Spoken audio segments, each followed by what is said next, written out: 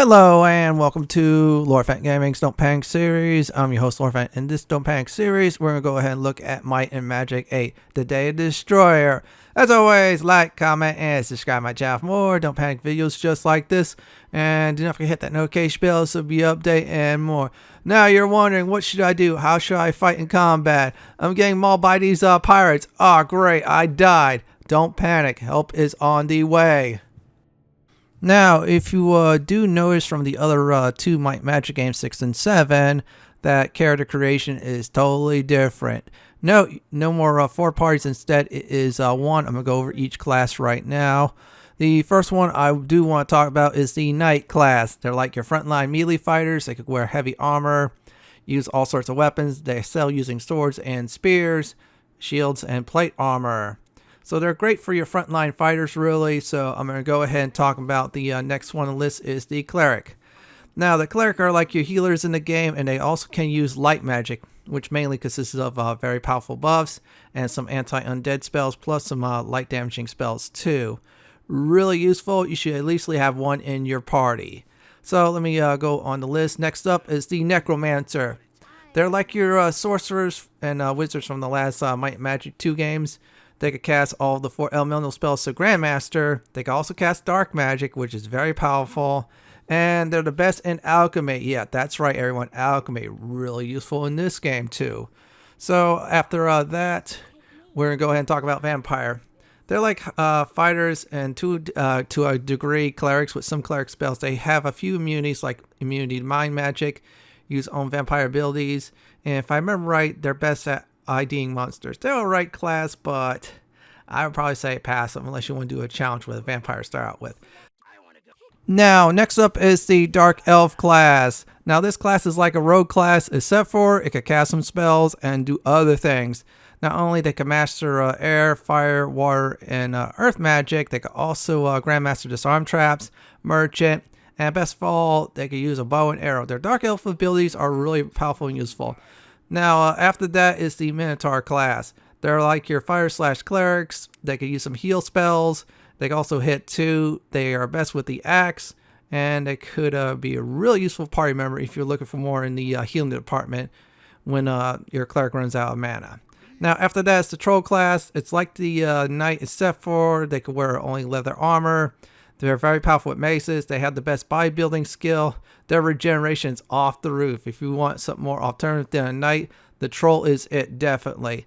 So after that, I believe, let me make a look. That is it for all the classes. There is one more class left in the game. That's the Dragon. That gets its own section, but for now, those are the other ones you get to choose and make from. Now, next up are the stats. So I'm going to go over each and every one of them, and here we go. Now, the first stat I'm going to talk about is Might.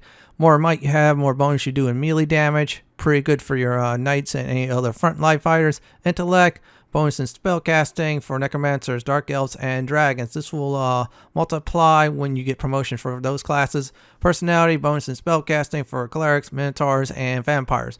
Same thing when they get promoted. Yeah, personality would definitely play big.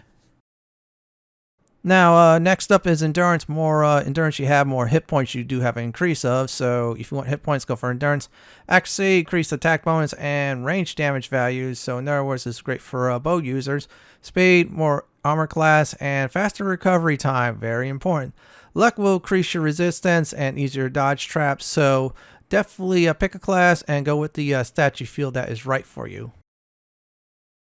Now, for the next part is your skills. You'll start out by picking 2. Later on, you'll discover more in the world via paying your money to certain people to train you those skills. I'm going to go over each and every one of them. The only thing I will not go over is Dragon. That is its own section, so I'm going to go ahead and begin right now. Now, let's go with the weapon skills. For Axe, more in Axe, better damage you do at GM level can have AC of target when you hit him with an Axe. For Bow, more in Bow, better damage you do, master level, you can fire 2 arrows at once. For Daggers, more in Daggers, better damage you do, Expert, you could dual wield daggers. Now Maces, more in Maces, better damage you do, GM level, chance to paralyze your foes. Very powerful if you GM it. Now, Spear, more in Spears, more damage you do. Master level allows you to hold the spear in one hand and another weapon in the offhand. Staffs, more in the staff, more damage you do. Master level, you have a chance to stun your foes. Now for swords, more than swords, more damage you do, master level, you could dual wield swords, which is a very neat thing. Let's go ahead and talk about the armor skill. More in the leather, better protection. GM level adds resistance per skill point. As for chain, more in the chain, better protection. When it gets to GM level, 2/3 damage you could take from physical attacks. Very good. Now for plate, more plate, better protection. GM level, no more recovery penalty. As for shield, more in the shield, better protection. GM level, shield works like a shield spell. That means projectiles will slow down. You'll take less damage from them. Now next up is the magic skill. Spirit magic, good for buff magic. And at GM levels, there's a spell that could revive your party members. Mind magic, very powerful curing spells like Cure Sandy. And can mess with foes' moral and their minds. As for body magic, powerful healing spells, really powerful and good buffs too. There's a extremely powerful healing spell when you get to a GM level of body magic. Next up is fire magic, good DPS spells, useful spells also like haste and torchlight. Air magic, you can fly, it has wizard's eye so you spot everything on the mini-map. As for decent DPS spells, it does have that water magic, teleport spells, enchant items, and has other great uses. I'll let you all discover that on your own. Earth magic, telekinesis, you safely open treasure chests from a distance, and decent DPS spells. Now, light magic has the best buffing spells in the game, and 2 words in that category, divine intervention. Dark magic, powerful DPS spells, and 2 spells I'm going to say right now, Soul Drinker and Armageddon. Now, Dark Elf, it's okay spells. The most useful one is Traveler's Boon, gives you all buffs all at once. Vampire, Life Drain, and Levitate. Rest are like, yeah. Now let's do the miscellaneous skills. Alchemy, more in the alchemy, the better potions you get, also mix too. Worth getting it to GM, just trust me on it to get the best potions in the game. In other words, get a Necromancer. Arm Master, more points in the Arm Master, the better damage you do with melee weapons. As for bodybuilding, more in the bodybuilding, the more hit points you have. Really useful for your melee fighters, definitely. Now, ID item, more ID item you have, better chance you get to identify items. You find that it's not ID'd. GM level, 100% success. Get to 10, get to GM level, stop there. ID monsters. More ID monsters you have, better you know your target. GM, 100% success. Get at 10 and stop. For learning, more into learning, more experience points you will get. Great to level up very, very fast. Now, we're going to talk about Disarm Trap. More than Disarm Trap, better chance you get rid of traps when you open up chests. GM level, get to 10, stop there. 100% chance success rate because of that. Meditation, more spell points you get. Limited to certain caster classes like, for example, Necromancers and Clerics. Merchant, more in the merchant, better chance you get to buy and sell things. GM level, you sell at cost. Get to 10, stop there. Perception, more in perception, more traps and secrets you could spot. GM level, 100% success rate. Stop at 10. Regeneration, more in the regeneration, the more quicker your hit points you get back. Limited to only a handful of classes in this game. Repair item, more in the repair item, better chance you can repair said item. Stop at 10 because 10, when you get to GM level, 100% success rate. That's all the skills for now. Let's go to the next section. Now, I'm going to give you some quick advice before we actually go in. Now, if you're not a cleric or a necromancer, definitely pick both for the skill. Those other 2 classes, pick your own DPS magic or other magic.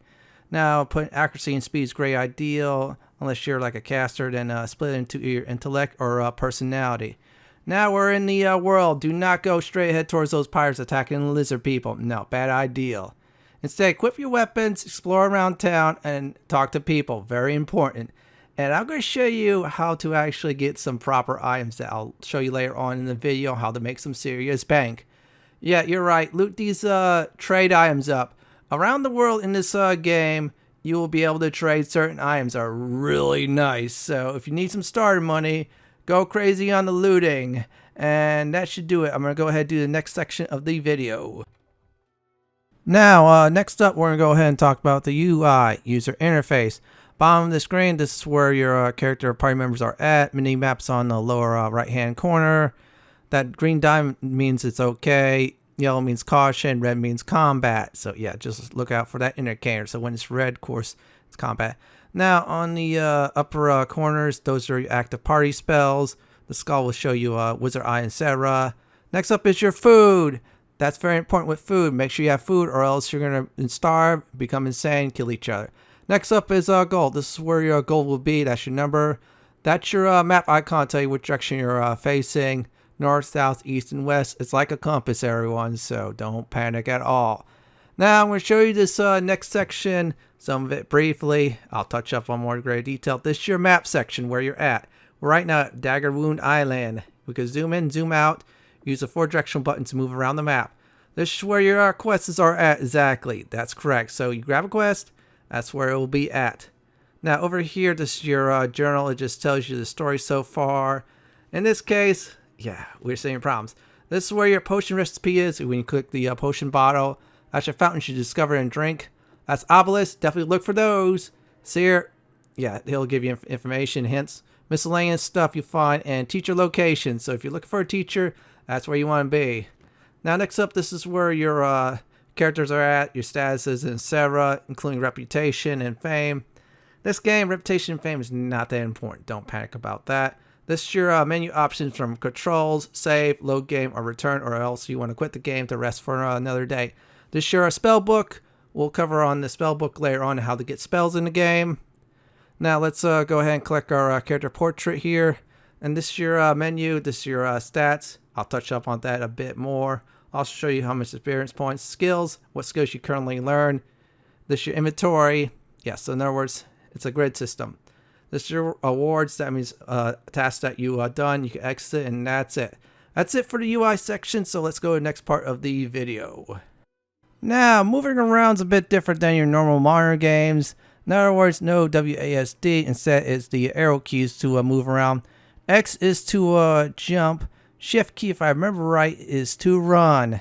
Very simple. Use the mouse pointer to click on objects like, for example, barrels, fountains to drink from, so this way you can teleport them later on with the water magic town portal. Other than that, just walk around, and if you don't like the current setup, you can go in the menu and change the controls. And it's really easy to explore the world, like I did, for example, open that door and go into someone's house. And that should do it. Let's go ahead and talk about usable items. In the world of Might and Magic 8, just like 6 and 7, you can use certain items to your benefit. Now, for example, drinking from the fountain like this will give you a nice point later on for town teleport. So this way you can teleport to it. And the barrels are back too. They're not like 6, they're like 7. You gain 2 stat points. So this blue barrel right here gave us +2 in personality. See, we got +2 in personality. It was at 11, now it's 13. So you know what? I'm going to show you the list right now of what these barrels do. And here we go. Now, inside these barrels, red liquid equals +2 might, orange equals +2 intellect, blue equals +2 personality, green equals +2 endurance, yellow equals +2 accuracy, purple equals +2 speed, and white equals +2 luck. There are other barrels and objects around the world that you discover on your own. And one more thing, pick up horseshoes. They'll give you skill points. So let's get to the next section of this guide. The map system in Might and Magic 8 is much better than ever, even better than 6 and 7. It's very simple to find your skill trainers. In the other 2 games, you had to find it, then mark it on your own. Well, guess what? They actually do that for you. Other places you gotta definitely mark. So we found the Expert Air Magic trainer, and it was marked as soon as we got in the house and click Expert Air Magic. Really simple, really easy to do. So let me skip ahead in the video to show you the results of some of the places I did discover. After discovering trainers and marking my own stuff, you should definitely work at the habit of marking everything. So not only should do the trainers, you should also do important places like buy, sell, and Arcomage where to play it at. Let's get to the next part of the video. The shop system works like the other 2 Might Magic games, 6 and 7. You can buy standard items. Those are your basic items that are in the shops. Special items they'll get randomly with magical properties. A bit expensive. There's of course display inventory. You can sell items. However, you can sell only certain items. So for example, you want to sell armor, sell it at an armor shop. You want to sell weapons like a bow, you sell it at the weapon shop. You can identify items. For example, you want to identify a piece of layer armor. You could do it only at the armor shop. Repair, same thing with repair. As for getting skills, yes, certain shops will sell you skills, so this way you learn. For example, if you want to learn leather, go into an armor shop. You want to learn magic, go into a magic shop. And that should do about the shop system. And yeah, merchant skill benefits from using the shop big time in your favor. Let me explain why you should definitely save in Might and Magic 8. If you die, the gold in your hands goes bye-bye. You'll be back at a safe point. So yeah, it's very important to save your game. Save often, save early. Because if you die far away and you have 10,000s of gold, you lose that 10,000s of gold. So save before going to something dangerous or you feel like there is trouble. Now, let's go ahead and talk about the party system that is different than the other two Might Magic guides I showed, 6 and 7. In Might Magic 6 and 7, you create 4 party members, you're off to go. This time, no, 1 party member and the hirelings, they act like actual party members. So, for example, our Necromancer we just recruited and our Vampire, yep, that's right. They're at the Adventurers Guild. They're also in houses too, so go through houses and etc. So, as a bonus part of this guide, I'm showing you how to get your first cleric in the game at Dagger Wound Island. You see this house here? That's the hut you need to go to. It's linked to a main quest, so talk to this guy. You need to next go ahead and start the main part of the story quest, which is at a clan hall. So we're going to go there right now. So you go this way. There's a big building here. Yeah, this is it here. So make a right, and there you go. Enter it, and you're going to need to speak to this guy. Just keep on talking. Hit that one. Hit the portal stones, and hit the quest. And what will happen is you get the actual portal stone, and plus some free experience point. So now we're going to go back to that one hut where the one guy is there. And we're going to show him the portal stone, which is just talking to him really. Once you do, you will definitely get your cleric. Very important to get that cleric. It's a great way to start out. We got ourselves a Necromancer, powerful DPS. Vampire, yeah, but still enough to survive the island. So just keep on clicking it. Power stone, and you should definitely do it. Hit the join. And that's how you get your cleric. So remember, instead of 4 party members you get in the game, it's 5. It's you and your 4 hirelings. So you definitely want to switch them out later on if they're not up to snuff. And there's better ones there. So let's do the next part of the video. Now, next up for this guide is the inventory system. I'll show you all how to work in greater detail. UI, which is briefly, so let me go over right now. Now, first panel where it says Might, Intellect, etc., that's where it's at. The left side is your current status, the right side is your where they should be at. So, for example, if you get hit with a Curse of Might, it'll be like 10 of 11. So just be careful on that. Same thing with buffing too. It'll be green, and that's your hit points there. Next spell points. This part right here is your condition. Good. You could be weakened, insane. So yeah, look out for a condition at all cost. Next up is age, level, what you're at, and experience points. So if you see that green there, well, that means I'm eligible to be trained to level 2. And this is where your attack is, including your attack bonus, damage, shoot bonus, and damage too. So that's it there. This is where your resistance at. So if you want to figure out if you're resisting something, well, that's where it'll be. Same thing as clicking the other characters. Our vampire, for example, is immune, so that's a good thing to mind magic. So next up is skills. This is where your skills will be at here exactly. So we got bow, dark elf ability since we start out as a dark elf, and I'll just tell you your things. Now real quick, white means you could definitely learn it. Yellow means you got to get a class promotion, and red you can never learn to a certain point. So for example, bow, we could do it until we could say up to master, and then once we get our class promotion, we could learn bow all the way. Perception, we're stuck at the master level. This is your inventory system. It's like a grid system, so if you need to equip something, grab the item and drag it there. So we're going to go ahead and also equip the ring. So you just hit the magnifying glass, drop it there too. It'll be easier. You can organize your inventory any way you like. So I'm going to go ahead and give our Necromancer those potion bottles, since he'll be mixing them for us. So it's really easy to click, drag, etc. And this is your award. So we just did was we recruited that cleric a while ago, and it'll definitely be there. So definitely use your inventory constantly. And yes, your inventory, you could go through it during the pause mode, or I should say wait mode, when you're doing the combat. Now, like Might and Magic 6 and 7, leveling up is just about the same. When you have enough experience points, it's not automatic. You have to look for a trainer. That is correct, everyone. So you definitely want to do is once you get enough experience points, get out the menu, look for a place with a bullseye. Yeah, you're going to see that in a few moments, and definitely train up. So yeah, it will cost gold, but when you do train up, time will pass. Everybody will be rested up. You can also learn skills here. Very important. I'm going to say this right now. Each place has a cap. Dagger Wound Island has 5. Once you get to level 5, you have to look for another place to train. Like, for example, Raven Shore. So train and then move on when you cannot train. Now we're in the skill part of the menu. Now here's how the skill system works. When you level up, you get 5 points. So for example, if we want to get bows to 2, we need 2 of the 5 points. So I'm going to go ahead and show you right now on how to do that exactly. So you put that there, click it once, we could do it to 2. Now if we want to get bows to level 3, we're going to need the remaining 3 points. So you got to probably level up a few more times in order to get beyond, say, 5, for example. And I'm going to show you right now also the skill tiers 2 and a nice reminder about the 5 points per level. And here we go. Now you get 5 skill points per level. Normal, that means it's 0 to 3. When you get to 4 skill points, you find an expert trainer. That means you're an expert once you get trained. Next up is master. You need 7 points in order to become a master and find a master trainer of that said skill. As for grandmaster, you need 10 points in a skill. That's right, 10. So in other words, you got to be master. You get your 10 and that should do it. So that's it for this part of the video. Once you click the scroll icon and then the dagger one, you're in the quest menu, or say the quest journal part.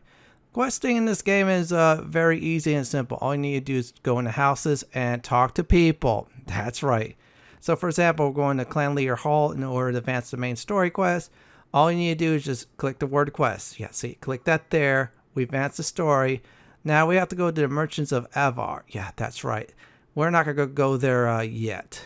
Instead, I'll show you also other places you could definitely get quests too.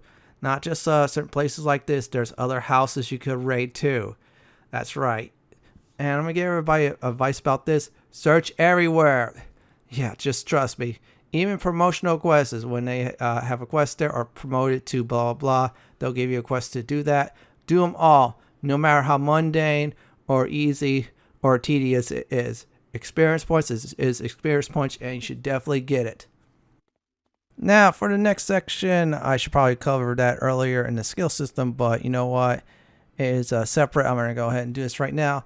Skills, you could get certain ones by shops or training places, temples, or magical shops, even inns too. So, for example, if you want to learn, say, the bow skill on our vampire, it's going to cost you gold, a lot less if you have the merchant skill. That's why it's very useful.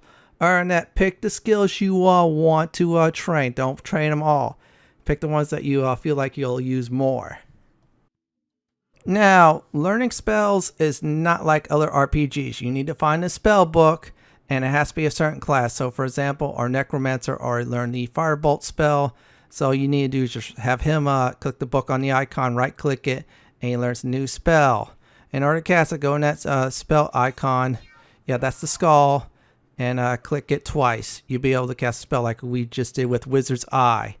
And we can only do normal since we learned it later on. When you level up more, those spells get more powerful. So if you want a hotkey spell, single and click it.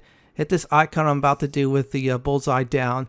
That means it's hotkeyed. So in other words, you hit the S button in combat instead of A to attack. You'll be casting that spell.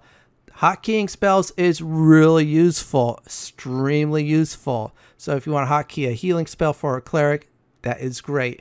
Instead of him attacking, he'll heal you. So look for spells all over the world that you're going to be using a lot, or at least learn to a certain point. So yeah, always look for that, always hotkey, and also from time to time, click the skull to cast spells that are not hotkey too. Let's go ahead and briefly talk about the rest system in the game. When you rest up after battles and such, it'll cost food. So make sure you have a steady supply of food. If not, you become weakened, then you become insane. Once you become insane during resting, one insane person will kill another. And yes, when you rest up in dungeons, you run a chance of foes ambushing you. And the characters who are not asleep will have to be active. The rest will be asleep until they get hit. So rest carefully in dungeons. Look for an inn otherwise. Other than that, keep your food stock up at all cost. Now let's go ahead and talk about the inns in the game. You definitely want to visit them from time to time. There's 4 options in the inn. You can rest up, which costs you gold.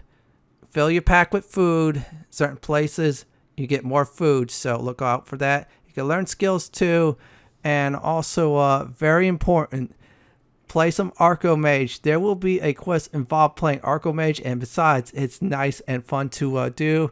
So Arcomage is like this. You have to either get the tower the highest, take out your opponent's tower, or get a certain amount of resources. Those resources vary differently when you go certain places. So when you play the game, your left side, that's your resources. Your tower's there, that's the number. If you get to 0, game over.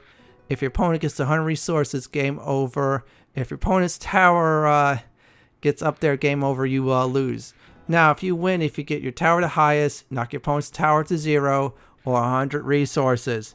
This is a very fun and exciting game, I'll tell you all this now. Now, I did play it on my Don't Panic Might and Magic 7 series, and I do wish today they have an app for that, so this way you can have some fun. Other than that, it's one of the nice side activities you do in the game. It's a nice break from adventuring, and it's really great too. And we're about to destroy this guy's tower big time.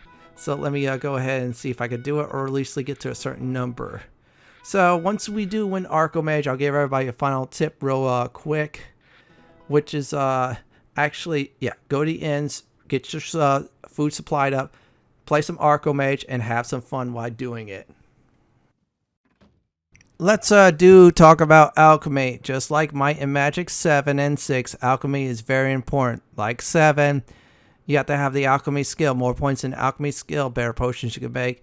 Now, right now, since our character here has 0 Alchemy, he can only make the basics. So, for instance, you have the blue, drag it, and then right click on the potions, you get to do that. Now, if we try to do blue and red, we take some damage. So, in other words, mix what you only can do. So do not mix the red and blue if you're 0 Alchemy. If you're expert, freely do so. So you know what? I'm going to go show you all the 2 basic tier levels of Alchemy and what you could definitely learn. Here we go. Now let's go ahead and do the combinations real quick. In order to make a red one, you need red ingredient plus the empty potion bottle, which equals cure wounds. Now for cure, the one that's cure spell points, which is the blue one, which is blue ingredient plus empty potion bottle. As for cure weakness, which is the yellow one, yellow ingredient plus empty potion bottle. Catalyst, which is gray plus gray ingredient. So for example, with catalyst, if you have 50 in the catalyst and you combine with a yellow potion, that'll be 50 power. Now for the next section, cure poison, purple, which is red plus blue. Awaken, which is a green potion, blue plus yellow. Cure disease, which is orange, red plus yellow. Rest, I'll say discover on your own. And yes, in order to make the black potions the best ones in the game, you need GM in Alchemy. So definitely bring a Necromancer.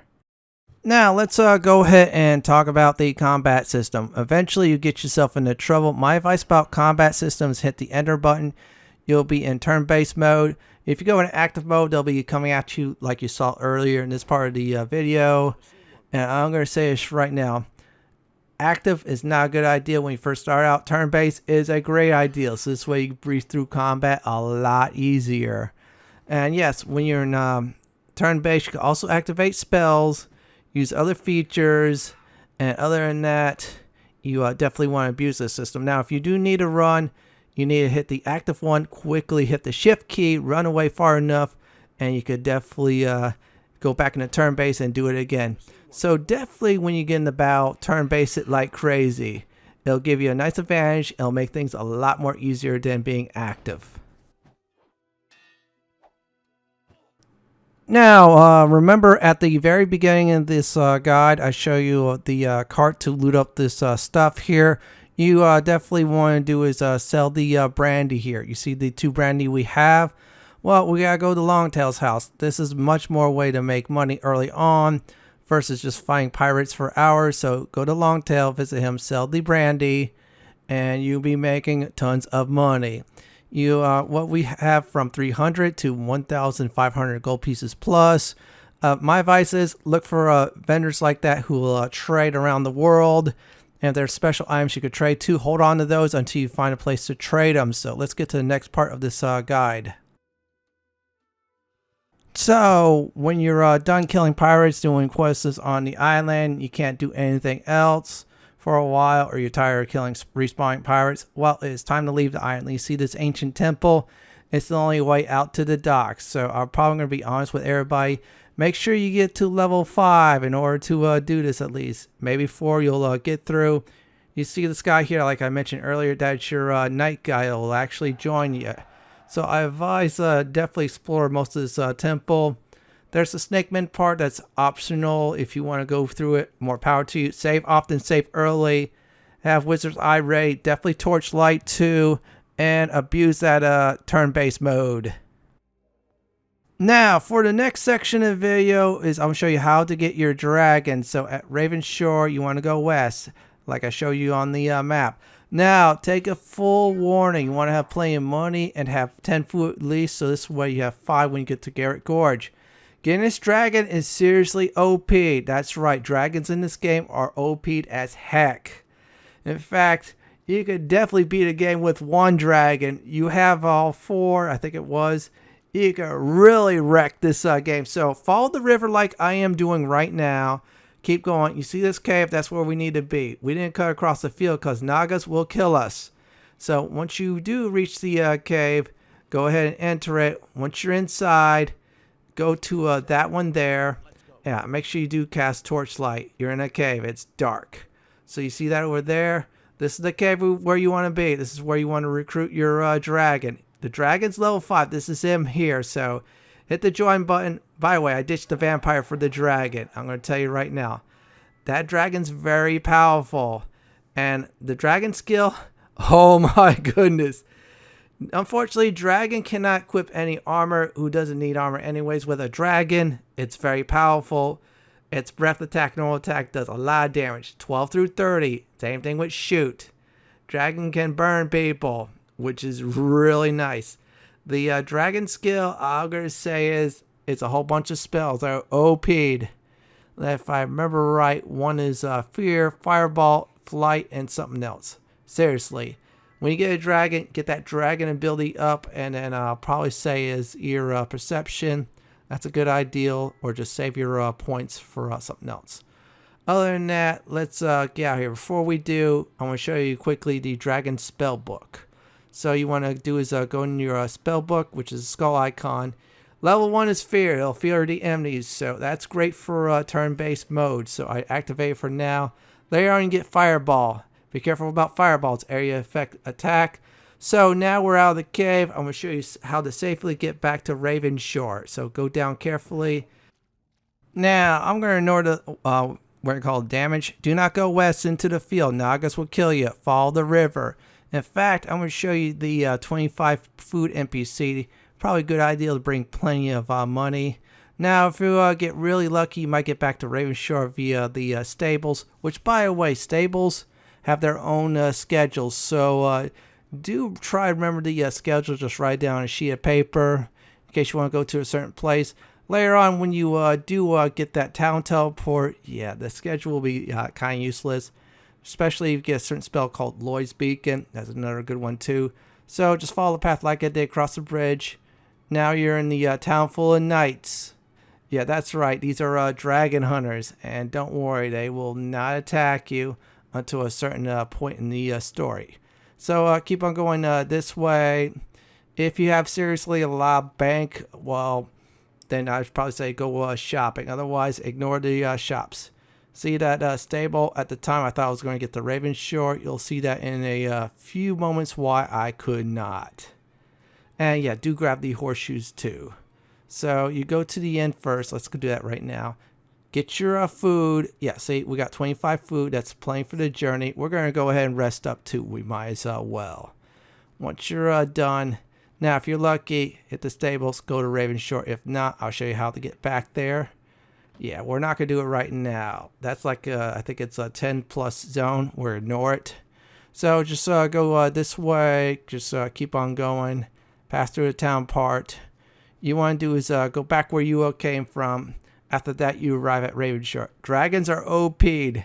So I'll probably say is if it's your first time playing, you don't want to like make this game easier. Yeah, just ignore this step, and I'll give final advice on the non-dragon party. If you want a dragon, just follow the steps I'm following, and that's it. We're almost at Raven Shore. We're gonna lose 5 food, however, we're back in the town. I'll do a little combat demonstration during my final advice with the dragon, and that is how you get your dragon very early on. Now, here's my final advice. Explore, explore, explore. Yes, clear the entire map out in case you want to find something. Get some nice experience points just by clearing a whole bunch of enemies. Yeah, definitely look for places out of the way like dungeons. If an area is too tough, come back later on. Abuse the save system, definitely. Most definitely abuse the active time to turn that into wait time or turn based. This way it'd be easier. Now, I'm going to say another advice too is definitely try to learn the schedule of the, what we call it, stables. It'll help you out. Another good advice I'll give to people is definitely work on water magic. That's your teleportation one first. Then air. After that, toss up between fire and earth. Now, if you don't have a dark elf with you, make sure you put earth as 3 because telekinesis is really useful. So this way you could open a chest from a safe distance. And I'm going to say this right now. Bring a necromancer. Really useful. Bring a cleric. Very useful. And if you're first time playing, definitely look for a dark elf. Really useful since they could deal with traps. Other than that, I'm going to give another advice that's good. When you identify items, make sure you keep the ones you want to do. Sell the rest. Eye enchantment. If it's a mundane item, enchant that item for extra cash. Get the merchant skill, really helpful to make money. Alchemy, really great. So this way, when you get the Grandmaster for those black potions. Another advice is, I'm going to give right now, if you're not going to go with a dragon, nice party to start with is a knight, dark elf, cleric, necromancer, and a minotaur. Other than that, if you start with a dragon, get rid of the minotaur and put the dragon in. Other than that, enjoy the game, quest like crazy, and listen to the music. It's great. Well, everyone, this is it from my Don't Panic, Might and Magic 8, The Day of the Destroyer, new player guide. This is Lord Fenton signing off. Thank you for watching, and have a wonderful day or night. Please stay safe. Please subscribe to my channel for more content like this. If you like what you see, check out my suggestions on the upper left-hand corner or YouTube suggestions of one of my videos on the upper right-hand corner. Have a wonderful day or night. Please stay safe.